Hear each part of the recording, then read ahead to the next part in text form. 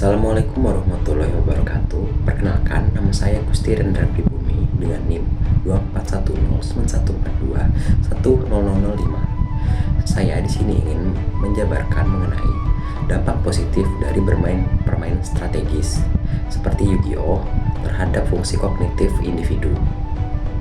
Sebelum itu, mari kita berkenalan dengan Yu-Gi-Oh. Yu-Gi-Oh merupakan permainan kartu fisik yang berasal dari Jepang.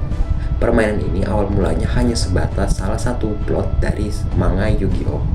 Namun, karena kepopulerannya, sang penulis pun bekerjasama dengan Konami untuk merilisnya dalam bentuk fisik.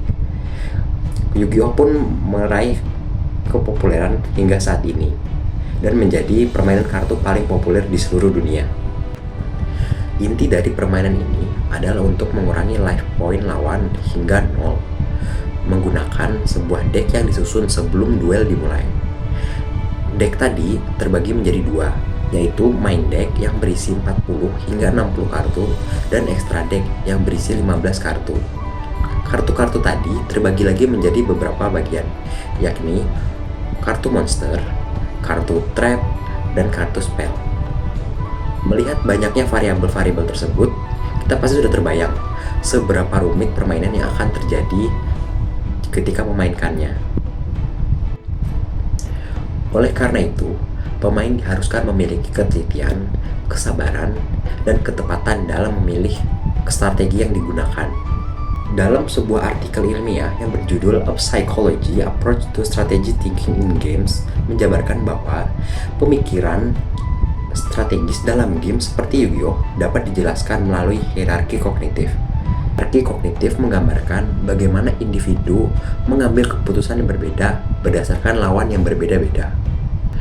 Misalnya, pemain level 1 memperkirakan pemain level 0.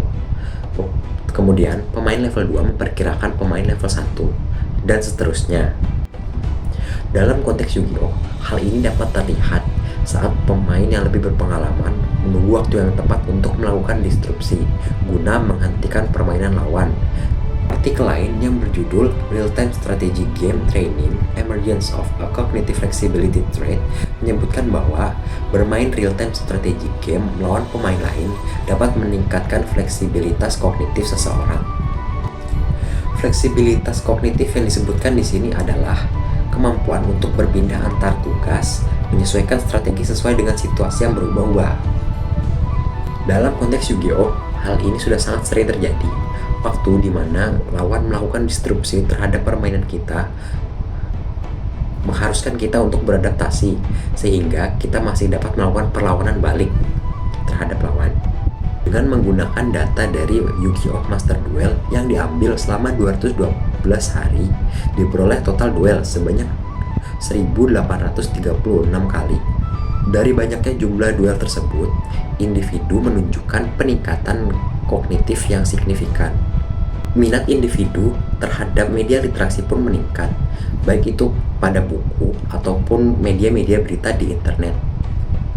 Peningkatan-peningkatan tadi kemungkinan besar terjadi karena kebiasaannya saat memainkan Yu-Gi-Oh, yakni membaca efek-efek kartu dengan teliti dan sabar, sehingga kebiasaan tadi terbawa hingga ke dunia nyata. Kesimpulannya, bermain game strategi seperti Yu-Gi-Oh dapat menjadi salah satu metode untuk mengasah kognitif individu.